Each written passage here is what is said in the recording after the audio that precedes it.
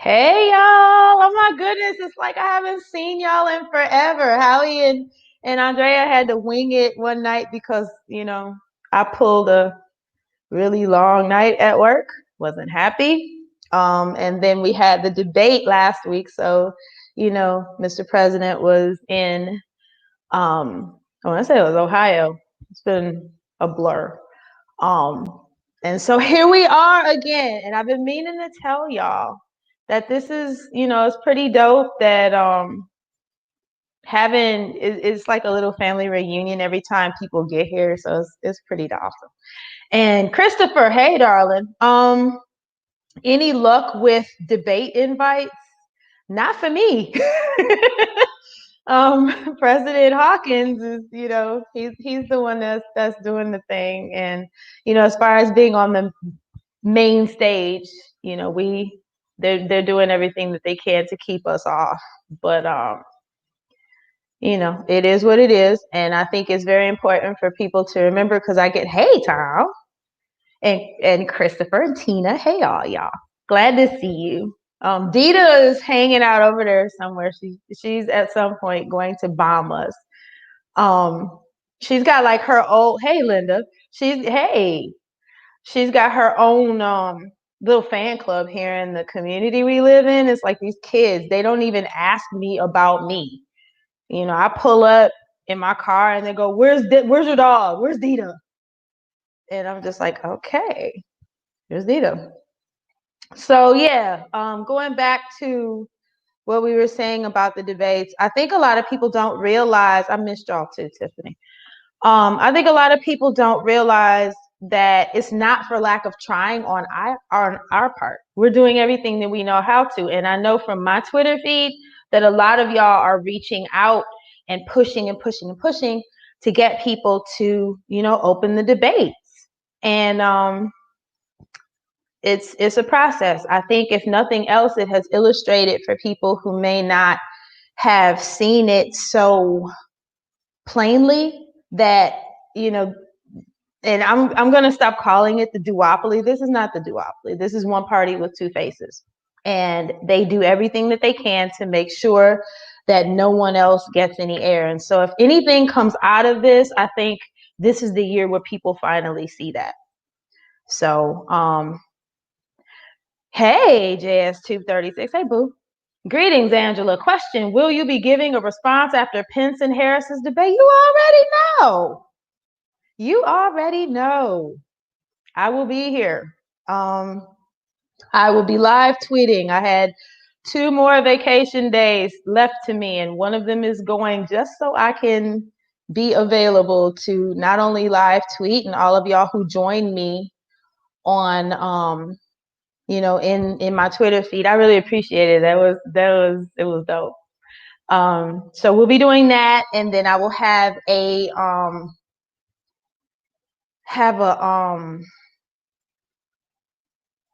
what was I about to say? Response afterwards. So that'll be happening. And I think one thing that is on a lot of folks' minds is, the current individual in the White House, the fact that he had COVID. And I think that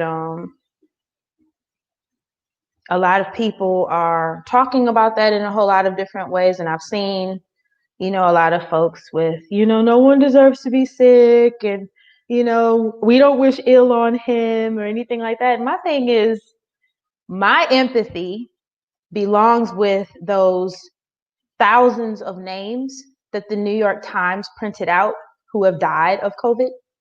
That's where my empathy goes.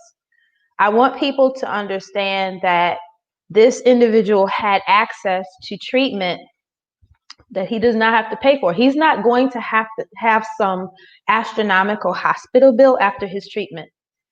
This is completely for him, something he doesn't have to pay for. Given the best of care, something that all of us deserve.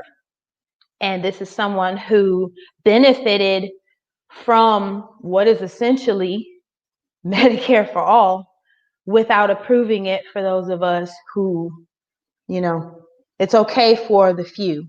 And so I think that my takeaway from his illness is it just highlights even more the gulf between people who have money and the rest of us. And also, it just highlights the need for a program like Medicare for All, that, you know, folks are so against, dead set against, I was about to say common folks, working class folks and poor folks, you know, having it. But this is something this individual benefited from, his family benefited from. And I can't empathize. I'm sorry. This person does not get my empathy. We get my empathy. You know, the folks that are struggling with COVID and are wondering how they're going to pay medical bills they shouldn't even have. That's where my empathy goes. You know, how they're going to pay for their rent. How, you know, that you want to ask me about thoughts and prayers and empathies and where my energy is going to go. It's going to go to us. So, hey, baby. Hey, Lee, I see you. So yeah, that's my rant. We deserve Medicare for all. We deserve it now. We've deserved it for decades. I am encouraged by the realization that people around me are waking up to the fact that this is not, healthcare is not a privilege. Healthcare is a human right. It is a right. It is the right of people, no matter whether you are working, whether you are not working, whether you are, you know, whatever your status is, you deserve the right to the same top tier healthcare that this individual just received. And so I'm going to step down off of my soapbox with this. And I'm going to introduce our guest tonight. And I'm excited to meet him. And I think it's really important because, you know, we had a candidate on a couple of weeks ago, and there were some things in the chat that were just like really disparaging. And my thing is this. Hold on, because I need this individual out of here. And I'm trying to concentrate, and I can't.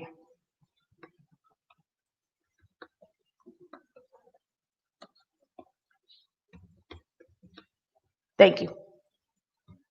I don't have time for it tonight. So what was I about to say? Oh, we get a lot of questions about why is it you only show up for, there's Dita. Nice try. Get on over here. She destroyed my plant the other day. So we are not playing no games with Dita Petunia. We are not. Dita Petunia is going to be over here right by me. Because this little heathen came through here like a little spotted tornado. I don't know how she got out of her space, but she did, and she ate my plants. So no, she's going to be right here. But they talk about us all the time that, you know, you only run presidential candidates. And I tell people, it's like, you're not paying attention. We lift up down ballot candidates every chance we get. And so, you know, it may not always be, you know, the stuff with you and, you know, with Howie and I that you want, but you need to know these people. You need to know them. You need to know their platforms. They're going to be on ballots. And they have good things to say to y'all, things that are important. So, you know, with no further ado, let me introduce tonight's guest while holding this hound close. Michael Badges Canning is a husband, father, and grandfather running for the Pennsylvania State House in the heart of Pennsylvania's oil region near the first commercial oil well in the world. He is a retired teacher, big ups to my teachers, and career-long union member and leader of his local. He's been elected to the Cherry Valley Borough Council since 1989. He is a leader in the local, regional, and Pennsylvania anti-fracking climate movement. He has been active in anti-war, anti-discrimination, and movements for working people for decades. And it is my pleasure and my honor to introduce our guest tonight, Michael Badges Canning. Welcome, hon. Well, thank you very much. And wow, what a hard act to follow.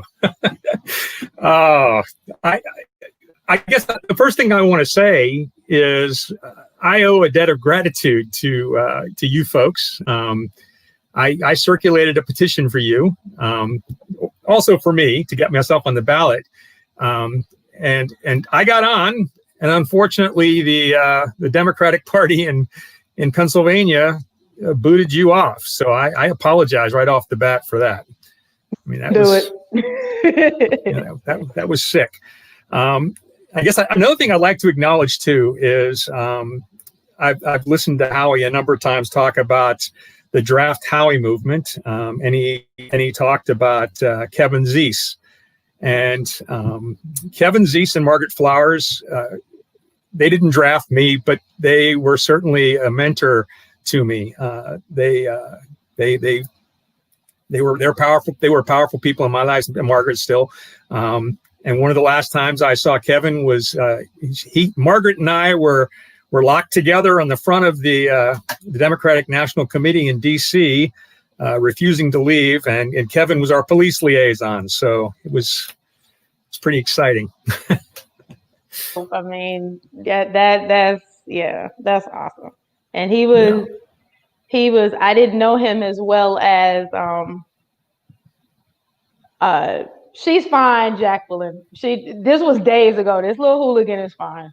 But yes, Kevin was. I didn't know him as well as y'all do, but in the time that he and I interacted, I was really impressed. And he's just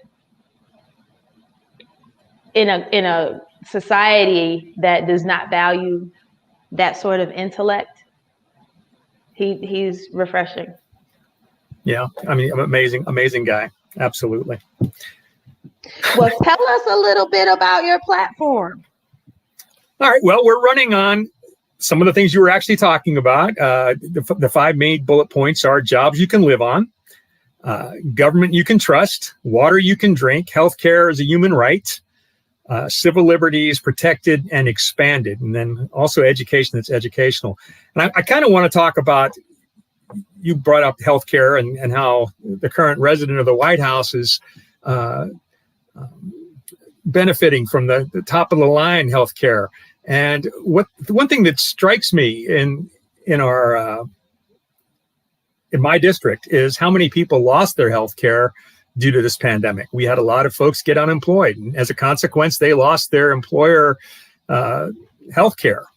So, wow. And even though it's not really a state issue, a Medicare for all needs to be a national issue. We are going to push it. We're pushing it really hard because it needs to be pushed. I mean, everything else needs to happen, but we need this like first. We can't live without it. Do you want me to talk more about other stuff, or I mean, how does this work? I mean, it's pretty much a free flowing conversation. Okay. I ask you, and I'm really bad about asking questions, but thinking about the particularly with fracking and what I know about fracking in Pennsylvania. What do you want to talk about with us with that and your platform around being anti-fracking? Well, first of all, it's something I've been involved in for the last 10 years. I got involved in late 2010. Well, actually, it was 2009, actually. My daughter told us that we were about to become grandparents. And it was about that time also that Butler County, where I live, was just starting to get fracked. And I became aware at that point of a community in Butler County that lost their water. They woke up one morning and people that had water didn't have water, and people who did have water had water that was odd colors. And so I got involved with that community, and here we are 10 years later. It'll be 10 years in December. Those folks still don't have water.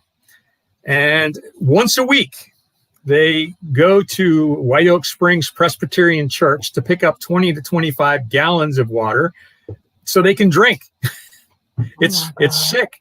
Yeah. I mean, in supposedly the richest country on the face of the planet, we have a community that has 60 families that have to go to a church once a week to get drinking water. So one of the things that I'm running on is this whole notion that we need to stop this practice. And neither the Democrats nor the Republicans are doing anything about it. In fact, they're cheerleaders for it. We also have going in very close to me right now in Beaver County, which is a county adjacent to Butler County.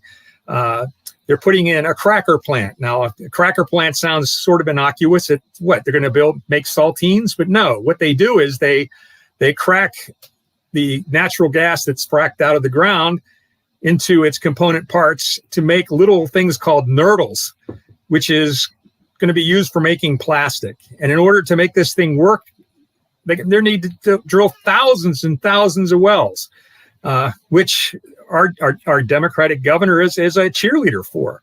But in the meantime, we have communities like the one I was talking about who are going to be harmed. And we also have communities that have wells that are near their schools. So one of the things that we're running on is an end to fracking. And we're also running on that any corporation that is a bad citizen that harms people should lose their right to operate in the Commonwealth of Pennsylvania.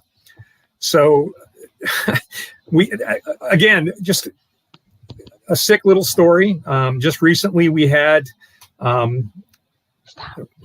Range Resources, which is a company that operates all through the U.S., but is particularly a big operator here in Pennsylvania. They pleaded guilty to fouling the waters of the Commonwealth. And on the day they pleaded guilty to that, they were issued permits by the Department of Environmental Protection to drill some more. We have another company, Cabot, that has been destroying communities in the northeastern part of the state. And they're up for felony charges, a whole handful of them. And again, they also, the day after they were announced, they were standing for these charges. They were getting permits from our Department of Environmental Protection. So, yeah. The irony of that is just, it's like, whoa, wait, what did I just hear? Oh my goodness. Yeah, it's terrible. I mean, you can't believe some of the stuff. And the initials of DEP, Department of Environmental Protection, really stands for Don't Expect Protection. They're in collusion with the gas industry. They don't do a very good job. That community I was telling you about, the Woodlands, that without water, the best science that's been done points directly to the company that drilled. I mean, but our Department of Environmental Protection exonerated Rex, and they went on drilling for a few more years until they went bankrupt. Which leads me to another thing. Right before they went bankrupt, they worked out a settlement with some of the families in the Woodlands. Nowhere near what they deserved. I mean, $20,000, and I'll talk a little bit about that in a second, but they got $20,000, some of these families, after 9 years of being without water. And in order to get that settlement, they had to sign a non-disclosure agreement. So this company came in, ruined their water, took all their life savings, because basically if your house doesn't have any water, your house isn't worth anything. And yet they're not allowed to talk about it. Yeah. That's, oh my God. Can you imagine if go ahead. I'm sorry, Angela. There's an obscenity to that. That's just like, how do you do that? How do you do that to people? Yeah. And if this happened in a criminal case, I mean, where some criminal was telling the people that, hey, I'm going to give you something back. Not what I took from you, but I'll give you something back. But you're not allowed to talk about it, and I'm not going to pay any price. They admitted no guilt and walked away. Yeah, it's sick. No, yeah. It makes you wonder about justice and what justice in a situation like that would even look like at this point. Yes, exactly. It's a sad situation, and the fact that it's illegal for them to even do that. So that's another thing we would do away with, these non-disclosure agreements for basically criminal acts. So that's something else we're running on. Okay, fracking. That's pretty much my thing. We're going to make companies pay. We're going to clean up. They have to clean up what they screwed up, and we're going to put them out of business. They have no business operating in the Commonwealth of Pennsylvania or anywhere. The climate doesn't need any more methane in the atmosphere. And I loved the slogans that you had, like the premises that you were running on. Water you can drink, government you can trust. I like the government you can trust. Elaborate on that for us. Oh, well, for instance, right now, and the reason I'm in this race is that our districts are so gerrymandered that 40% of our state house reps are running unopposed. I'm a grandfather. I had no intention of doing this. But when I realized in March that my rep, who is horrible, was going to be running unopposed, it just ticked me off. So that's one of the things. We need to get rid of partisan gerrymandering.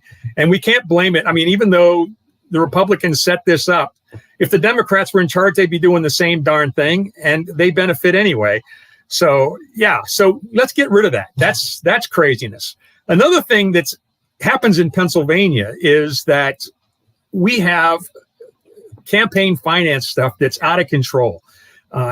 Anybody can donate anything they want to any race. I mean, you could donate hundreds of thousands of dollars if you want to a race, and there's nothing illegal about that. And they call it a kind of campaign contribution. Well, that's a baloney. That's not a contribution. That's a bribe.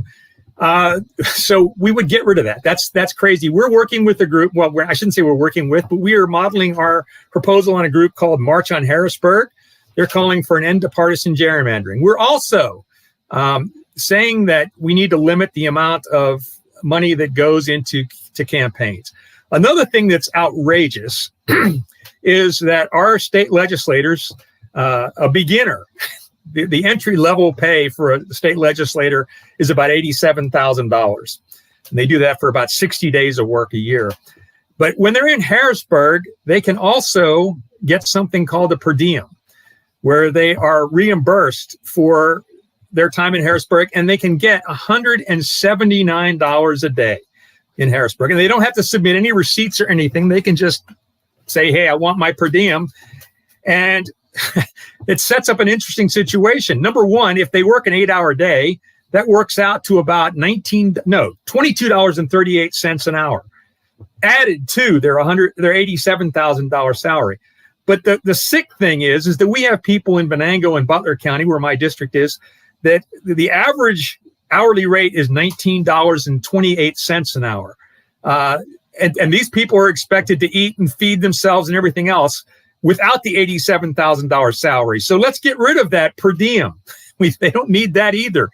And the other thing that is absolutely outrageous is that anybody can gift our legislators almost anything. And so like our guys are getting, and gals are getting sports tickets. They are getting luxury vacations. They're getting trips to Europe for wine tasting. They're getting all sorts of things. And they also get every single day they're in session, there's wining and dining. There's a meal to be had every single day. And that ties in nicely with the per diem, because if you wanted to really get your salary, and it's tax deductible, by the way, per diem, if you wanted to get your salary supplemented a little bit more, you wouldn't even bother buying any of your food. You just go to the endless wining and dining by the lobbyists. So yeah, let's get rid of that. That's craziness as well. You're trying to make it look like something other than it actually is. They're not even bothering to hide it or try to disguise it or downplay it. I mean, that is so blatant. Oh, it's yeah. I mean, and again, I think I understand where the idea of a per diem came from. I mean, I think I heard that some legislators, when they first start working, they move to Harrisburg or even Washington, I guess, or maybe when you're vice president, you'll have this problem too. You'll move to your new home and you won't have a whole lot of money because you haven't been making a fortune. But all of a sudden you have to start paying for your home. Well, that's great. Okay, so let's get them started. But this nonstop for as long as you're in office thing, that's crazy. Yeah. And don't even get me started on lobbyists. The oil and gas industry alone has 203 lobbyists in Harrisburg. Now, amazingly, that's exactly how many state reps there are, 203 state reps in Pennsylvania. So I don't know what that means, but... But it sounds like, for me down here in South Carolina listening is what it sounds like is each individual, there's a lobbyist for each politician. And that's just the oil and gas industry. Yeah, so there's got to be more. So let's That's get rid of them bold. too. That Get is them out. Get them bold. out of here. Oh yeah, it is. Yeah. So that's pretty much this thing for government you can trust. I love that. We've got a question from the chat. We had a comment earlier, and I'll read it for you. Max, hey, Max Movius, or Mavius, if I'm wrong, go and correct me. Does Mike have a competitor from the Democratic Party? I don't. And that's a good point. There is no competitor from the Democratic Party. All we have is Lee James, who's the 4 or 5 term incumbent. And I'm kind of glad you asked this because, again, the seats are so safe that out of those times he's run unopposed twice. And the idea of a campaign to him is signs and an occasional newspaper ad.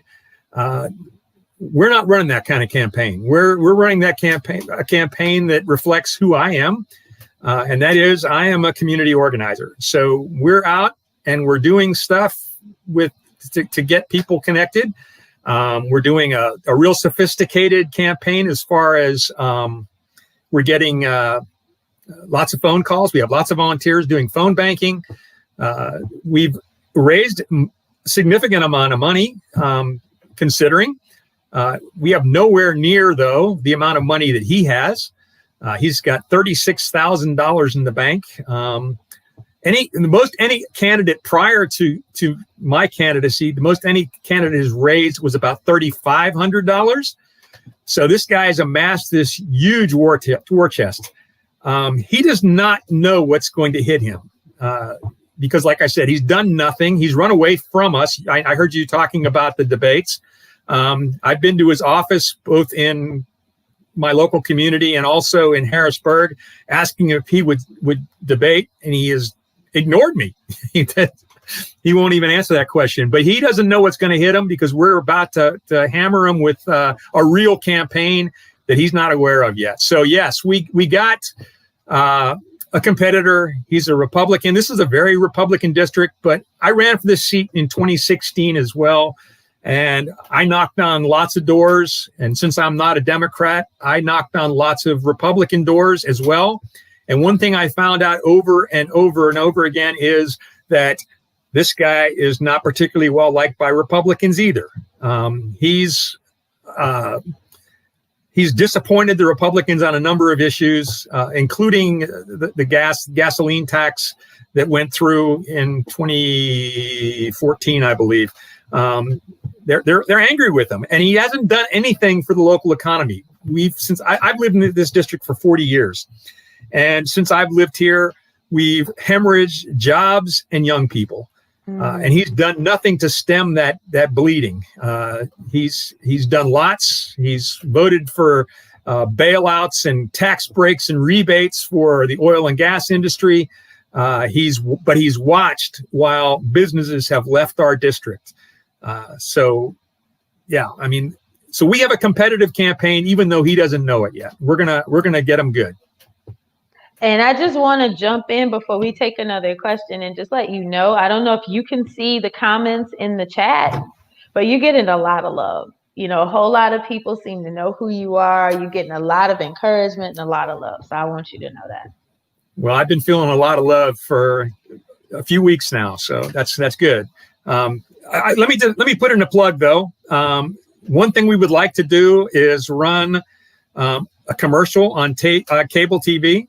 And if you can donate, visit the webpage, mikeforpa64.com, and let's get some money in the bank so we can put that on too. But we're going to do some other stuff too. Even if we don't get that, we got some other exciting things on deck. But thank you for doing it. I can't read. It's so much is happening so quick on there. I can't keep up with it. Getting a lot of love, and on the screen is your website, so it's pretty dope. Yeah. Well, thank you. Luke Landis is saying Mike's opponent, and I saw this in the chat, has a 0 out of 100 rating from the Sierra Club. That's pretty rough. Well, and again, I mean, you mentioned it early. I grew up. I didn't grow up. I live now, I should say, in the oil region. This is where the industry began. In 1859, Colonel Drake drilled a well. And so this region has often defined itself by what has been extracted from beneath us. But the other thing that we now define ourselves with is the damage done by this industry. And Lee, that's the name, Lee James is my opponent. Lee has embraced this dying industry. I mean, it's been out of here forever.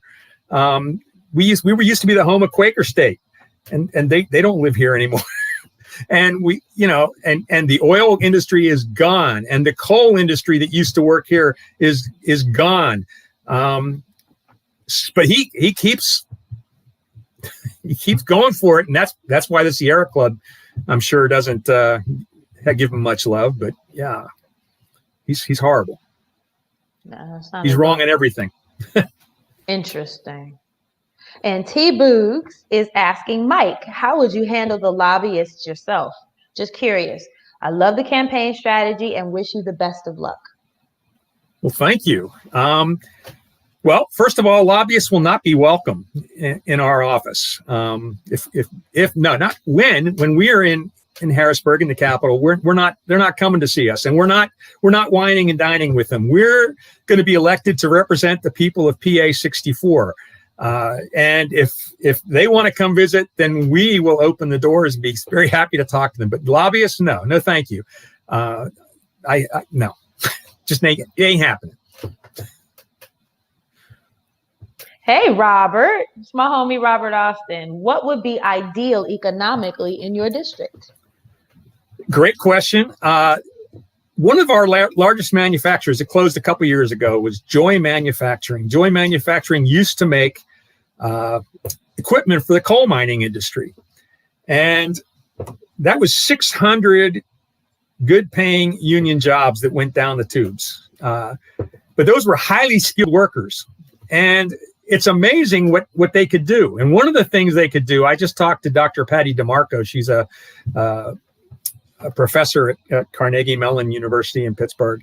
And she wrote a book about Rachel Carson. But anyway, one of the things she talked about was that Joy Manufacturing is perfectly positioned to manufacture equipment that would convert old coal mines into storage facilities for energy by making compressed air and putting it in the coal mines. We have lots of coal mines in Pennsylvania. And those folks at Joy Manufacturing, it's the very same equipment they used to make before. So there's that. Other industry things. I mean, tourism is huge. The Allegheny River flows right through our area. It's part of the National Wild and Scenic River. We have bike trails and that, but they are badly neglected. In fact, we don't even have a bicycle shop anymore, and we have a gorgeous bike trail. But our government is not taking care of small businesses that would do things like maybe operate a bicycle shop. They are giving $1.6 billion to Shell, Royal Dutch Shell, to put in this cracker plant in Beaver County, and then with rebates on top of that. So, yeah, there's another thing. Let's build our tourism industry. Also, we have old housing stock. A Green New Deal. Let's fix up those houses. Let's get people living in houses that don't leak. Let's democratize the grid. Let's put solar on every home so that people are able to afford their electricity. Let's all kinds of things. I mean, we have a very highly skilled populace here, folks that were actually good at doing stuff that are now unemployed because our government and our region has invested in dying industries instead of looking to the future. So there's that as well. Cool. Yeah. The Falcon General. Hey, darling. Hey, Mike, if you get elected, when you get elected, let's go on and amend that. When you get elected, which committees do you want to join? Well, for sure, I want to be on the Environmental Resources and Energy Committee. Butler County, where I live, and it's part of the district, we currently have 3 horrible representatives in Harrisburg on that committee. I'm going to knock one of them off. He's going to be gone. So I'm going to be there to counter the other two. And we'll talk about the real damage that's being done in Pennsylvania to that. I've also been involved with, and I again, you'll have to forgive me, I don't know all the committees, but I've been heavily involved with the state Poor People's Campaign. I would definitely love to be involved in stuff related to that. So. And I need to jump in just a half a second because I see it in the chat and I realize I messed up. Howie is traveling, people. He is going to be, as y'all know, on the free and equal debate on the 8th. So he is, Mr. President is traveling to Denver to make that happen. So that's why he's out tonight, and the vice president is handling it. But yeah, I just noticed it was in the chat and I totally aired it out. But yes, President Hawkins is on his way to Colorado. Levi Tooker. Hey, honey. How has the war on drugs affected your community and what would you do about it? Well, first of all, it has affected our communities. And one thing we're talking about is decriminalizing. We don't think there's any good reason to be throwing people in jail for addictions and that kind of stuff. We need to treat addiction, not criminalize it. The other thing is I've been doing a lot of reading, and it's amazing if you have no hope. It's amazing how many people turn to drugs. So one thing we need to do is we need to give people hope. And one way you could do that is by giving them a future. I've got 4 kids, and my 4 kids, 2 of them had to leave the area to even get employment. And my other 2, they live locally, but they often have to leave the area to work in their professions. So, and this is just it's a story that repeats itself over and over again. So we need to do things to give people hope.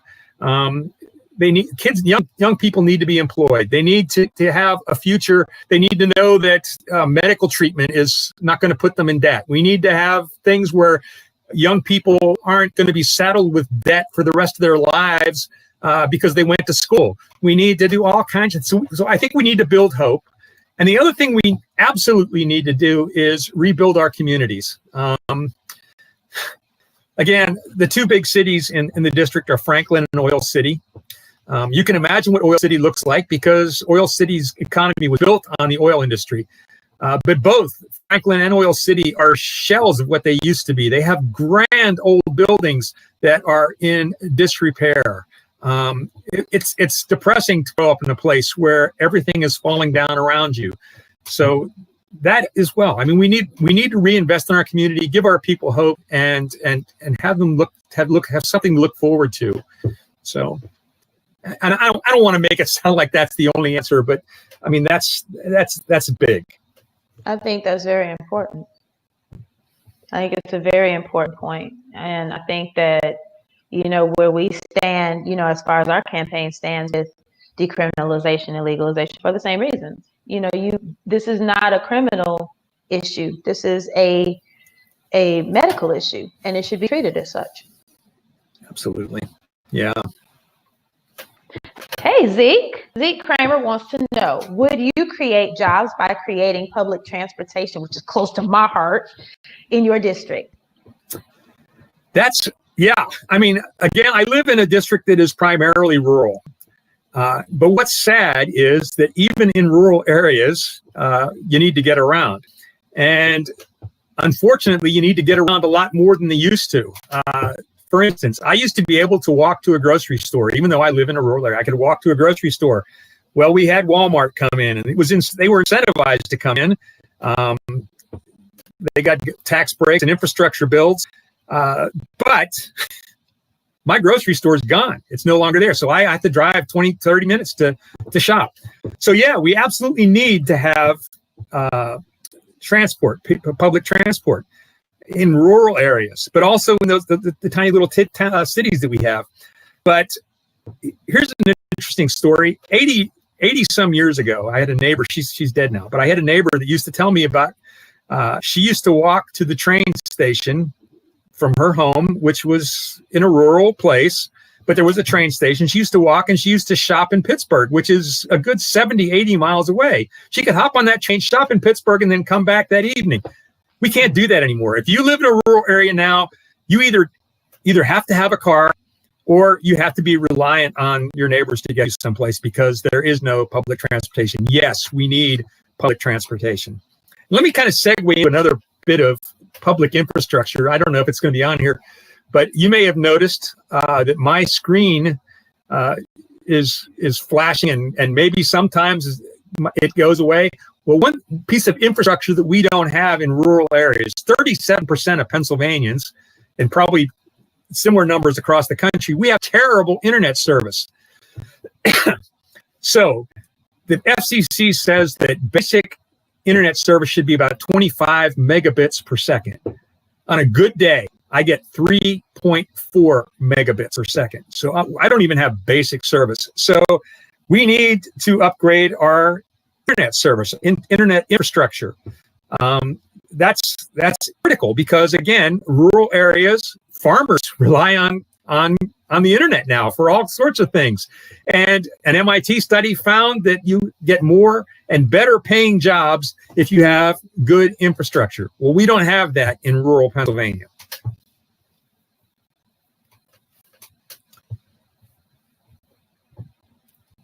Looking for a question. And just thinking about, I used to be, and I kind of cringed a little bit when you were talking about lobbyists, but I wasn't that kind of lobbyist. I was the legislative director for the transit union. I lobbied in a good way. We weren't looking for money. We were looking for, please understand why we need to expand and fund transit, and that we need to protect the state transportation fund and things like that. So when you're talking about expanding public transit, it's something extremely close to my heart, particularly for rural areas, because you should still be able to step on a train, a high-speed rail, and go into, a town and do whatever it is you need to do, or wherever you want to go, and be able to come home. And these things, we see it around the world. This is entirely doable. You can do this clean, and it's efficient, and it's transportation is part of crucial infrastructure, and it needs to be treated as such. And let me also say, Angela, that I would welcome the lobbyists for workers. I don't have a problem listening to what have a problem listening to what workers say. I have a problem with extractive corporations coming in and dictating what's going to happen in my backyard. Yeah, paying workers. Yeah. What you mean, but yeah, absolutely. Yeah, I wasn't a bad lobbyist. And our friend Amin Zeri, if I'm butchering your name, baby, let me know, is asking, Mike, how can your district, and I saw that in the chat, good question, how can your district benefit from the Green New Deal? Well, again, like I said, I would love for there to be investment in a renewable future for our area. I mean, we existed for decades because of what was taken away from us. In the meantime, we have, you can't see it because it's dark here and I'm outside, but people say solar can't work in Pennsylvania. Well, for the last 10 years, Karen and I decided that we would do that. So yeah, we can generate electricity. That's something that can be done. So I would love that. I would love to see our workers doing that here in Western Pennsylvania. I would love to see our workers also, like I said, I think I already talked a little bit about this, reclaiming our housing stock. It needs to be renovated. We need to get more heat pumps in homes, geothermal heat pumps. We have a great resource. We're not using it. Community solar would be great. I live in a rural area. Like I said, wouldn't it be wonderful if our rural electric cooperatives were actually leaders in putting up renewable facilities? But again, so yes, we need all this stuff. In a Green New Deal, like I said, we also need to put our workers to work, but we also need to think about the workers that are going to be displaced, because we do have workers that are in extractive industries now, and we can't leave them behind. We need to have jobs for them, so there needs to be training for them as well. That's an excellent point. And we had some really amazing questions, and we do this every Tuesday, so whenever, pop in. I want, what do you want to say to people? What do you want to most leave them with? Well, I have a chance of winning. That's what I want to leave people with. That this is not tilting at windmills. We are running a real campaign, and I would love to get the help from Greens all across the country. Please donate time if you have it. We need phone bankers. If you can't donate time, then donate money. We need that. And if you can't do either of those things, then just send me good wishes. I'm needing them too. So. And how do we find you on social media? Oh my! Well, if you go to my webpage, Mike for PA64 has links to Facebook. We're pretty active there. We're also pretty active on Twitter. We're doing a pretty good job there. It's amazing all the new skills I'm getting here. And then one that I've been kind of fascinated with lately is one of my young supporters has got me doing these 1-minute videos on Instagram. So you can check us out there too. But all those links are on the webpage. I'm looking for your Twitter so I can follow you.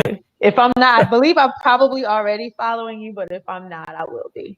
Well, I appreciate that. And signal boost everything that you're putting out, because I think people need to. In fact, I don't think I know, what you're bringing to people, not just in Pennsylvania, but throughout the country, and thinking about places in the middle of the country that are dealing with the same issues, and the fact that there is bipartisan support to continue this status quo of abusing planet and abusing people in this way, and that they're fine with this, and nobody, they feel, by and large that folks aren't speaking up. So all of our folks who are fighting to end these practices, we need to lift y'all up as much as we can and as often as we can. Well, I appreciate that. And I will say this too, that those are the folks that have lifted me up. They've inspired me for decades, especially in the last decade. I've met people that are on the front lines that are being harmed every single day, and yet they are powerful people. They are indefatigable. So yeah, I want to be there for them, and a lot of them have been there for me in this campaign. I mean, they've really reached out to me as well. So yeah, I appreciate that. And do you have any last thoughts you personally want to give folks? Because like I said, you've gotten so much love in this chat. Well, I want to give some love to you folks, Angela and Howie. I can't wait until Inauguration Day, and I get to watch you guys being sworn in. That'll be great. We need to change the narrative across this whole country. I really appreciate, and like I said, you're getting love in the chat, but what a pleasure to meet you. What a pleasure to have you here with me tonight. And, for me to hear firsthand from you about what you're running on, all of these super important things. So it's my honor to be meeting you. Same here. I'm so pleased to meet you. I've been admiring you from afar. All right. Well, I am, like I said, I am so, come here, Dita. Dita, hold on. Dita, Perdita, get over here. She has to go walk. Dita, come tell everybody good night. Come here. Come here. Come tell everybody you love them. Come here.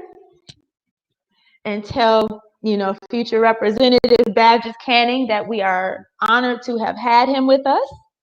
And We will, yes, I will be, I want y'all to